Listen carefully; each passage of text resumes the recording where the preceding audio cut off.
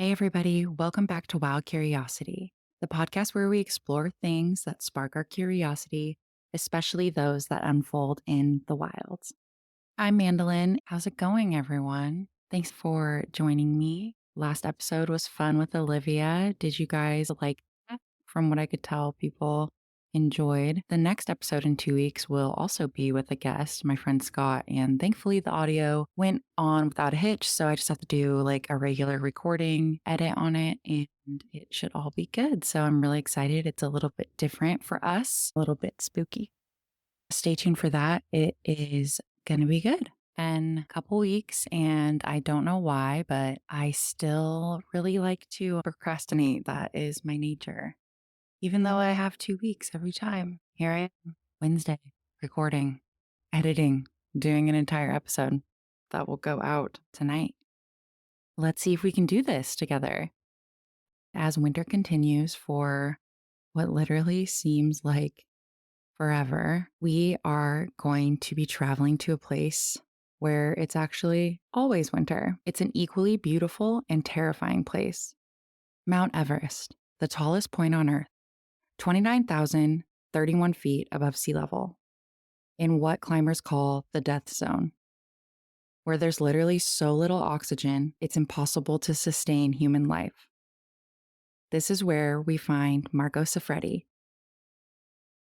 But Marco isn't your average climber, and he didn't just summit Everest to turn around and climb back down. No, he would be the first person to descend the entire length of the mountain on a snowboard. This is his story. But first, we need to rewind a little back in time and also trade in the Himalayas for the French Alps to one of the world's meccas of mountain recreation. If you're looking to make a name for yourself as a big mountain rider, few places offer a better starting point than Chamonix, France. Chamonix is situated in a valley below Mont Blanc, which at 15,766 feet is the highest peak in Western Europe. Chamonix is revered as the birthplace of alpinism. It also cemented its reputation as a hub for extreme sports when it hosted the first Winter Olympics in 1924, making it one of the earliest centers for skiing. When you blend these two disciplines, alpinism and skiing, you inevitably attract a crew of daredevils determined to push the limits, skiing faster and steeper than the fearless pioneers who came before them. So it's easy to see how, in a place where elite alpinists and world-class skiers gather, the dark winters foster an environment where these two worlds don't just collide, but sometimes merge. And every so often, the valley's residents are graced with a child, seemingly born hardwired for the extreme. And that's what happened when Philippe and Michelle Siffredi, a mountain guide and a ski instructor, welcomed their fourth child, Marco, into the world on May 22nd, 1979. During Marco's early years, the mountains surrounding his home in Chamonix were solidifying their reputation as a proving ground for extreme skiing. From an early age, Marco showed an almost supernatural connection to the mountains. While other kids were learning to ride bikes, he was already mastering the art of skiing. I almost forgot to add this in, but I wanted to preface all of this about Marco mastering the art of skiing and stuff by also saying he grew up in the mountains with a mountaineering family and background. And when he was 18 months old, his older brother, Pierre, actually died in Chamonix skiing from an avalanche. His parents kind of tried not to talk about it that much, I read, but he knew that his brother had died that way. It was just still in his blood, even though he lost someone that close to him. I read this other thing that the cemetery there is like filled with all of these young, extreme winter sports enthusiasts and mountaineers, which it sounds kind of morbid, but also kind of interesting. When snowboarding emerged in the late 80s and early 90s, Marco truly found his calling. This wasn't just a sport for him. It was a lifestyle and a form of artistic expression. As a teen, Marco became known around Chamonix for his unique style. He wasn't interested in traditional snowboarding competitions or groomed slopes with an easy lift ride to the top. Instead, he was drawn to the most dangerous and challenging descents he could find. We're talking about near vertical couloirs, which is a steep, narrow gully on a mountainside. Basically, it was similar to snowboarding down what essentially looks like the side of a skyscraper, but covered in snow and ice. Growing up in Chamonix, Marco didn't need comic books or movies to find heroes. His idols were right there in his own backyard, locals that he grew up around that were sending it over these insane cliff faces and just incredibly steep couloirs that are avalanche prone and just doing the gnarliest stuff. So he was super inspired by their achievements. Marco soon set his sights on the valley's steepest and most technical routes. By May of 1996, only a year after he learned to ride, Marco had already completed descents that were considered landmark achievements in the fast-growing snowboarding world. He became famous for snowboarding down the Mallory route on the north face of Aiguille du Midi. This route has snow slopes that range from 45 to 60 degrees. The route is known for being long, exposed, and committing. He did this when he was just 17 years old, showing a level of skill and courage that left even veteran mountaineers in awe. To close out the season, Marco and his friend Philippe Forte made history for the first ever snowboard descent of Chardonnay, a sustained 55-degree line that solidified Marco's reputation as a force in the extreme snowboarding world. Tragically, his friend Forte would later lose his life in an avalanche at Chamonix's Grand Monet ski area. Marco continued to push his limits, stacking up more first descents in Chamonix Valley before setting his sights on bigger peaks beyond his home turf. In the fall of '98, he traveled to Peru's Tacolaraju, which sits at 19,790 feet. Before leaving, a friend's mother gave him a cross pendant, which he carried as a good luck charm. The team successfully summited and descended the peak, and from that moment on, the cross became a permanent companion on all of Marco's future expeditions. Then, back in Chamonix in June 1999, Marco cemented his reputation by claiming the first ever snowboard descent, and only the second descent overall, of the legendary Mont Blanc on the Aiguille Verte. I'm probably just butchering all of these mountains, so sorry.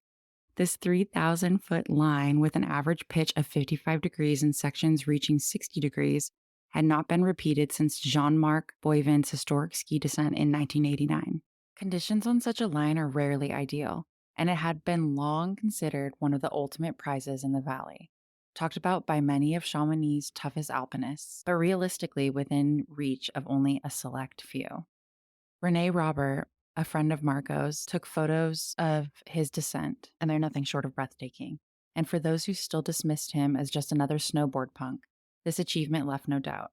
Marco Siffredi had earned his place among the world's elite extreme skiers and snowboarders. I'll post some pictures of Marco. He had a really wild, unique look. So he's just this like smaller French guy, and he had like bleach blonde hair with like dark roots, and it was like medium length, just wild, crazy hair. He had this really big gap between his teeth, and like one of his teeth in the front was chipped, and he had this like wild smile because of it, and that was from some accident, I think snowboarding or skiing when he was a kid.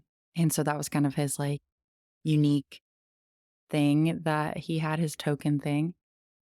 Then Marco just kept sending it. I'm going to leave out these mountain names because of time. I'm not trying to look up how to pronounce every single one. But after Peru in 98, and then that line that we just talked about in 99, he makes the first ever snowboard descent down this other mountain in Nepal.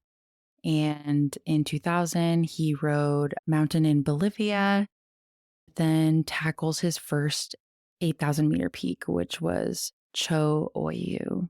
I'm not sure how to say it. That's the sixth tallest mountain in the world. That is the turning point where he just kept building up and then realized he wanted to go higher.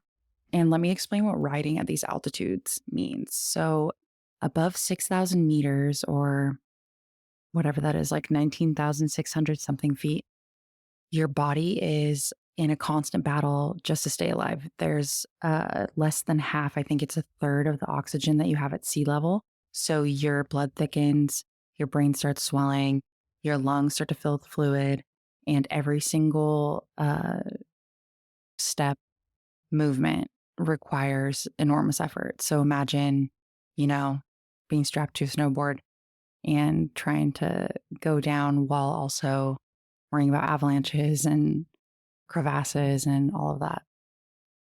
But, anyways, so that was all just practice because he had his eyes on the ultimate prize, Mount Everest. In the spring of 2001, Marco set off with Himalayan expeditions for his long anticipated attempt on Everest. Just a few days ahead of him, Dr. Stefan Gatt from Austria, an accomplished snowboarder and alpinist. So, this guy, Stefan, had the same goal of snowboarding down Mount Everest from the top, but he had a more extreme idea of this feat. He aimed to climb without the help of Sherpas or supplemental oxygen. If you don't know, Sherpas are the guides, usually locals, that help carry up climbers' gear. So he aimed to climb without the help of Sherpas or supplemental oxygen, in a decision that made an already near impossible feat exceptionally more difficult.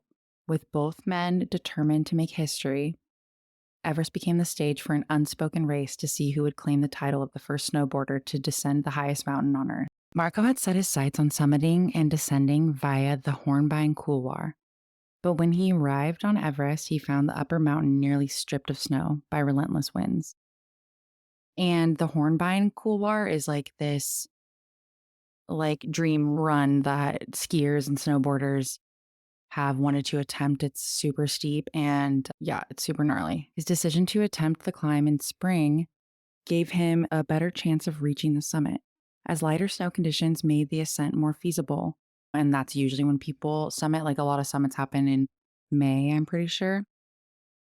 However, the same snow conditions rendered his original descent plan impossible. As the climbers progressed higher up the mountain, snow gradually began to accumulate, opening the door for an alternate route. With the Hornbein Couloir no longer an option, Marco shifted to Plan B, the Norton Couloir. Marco reached the summit of Everest on May 23, 2001, the day after his 22nd birthday. Without hesitation, he strapped in and dropped into his descent, carving turns past a long line of exhausted climbers. But not far from the summit, disaster nearly struck. His snowboard binding broke in the extreme high altitude cold.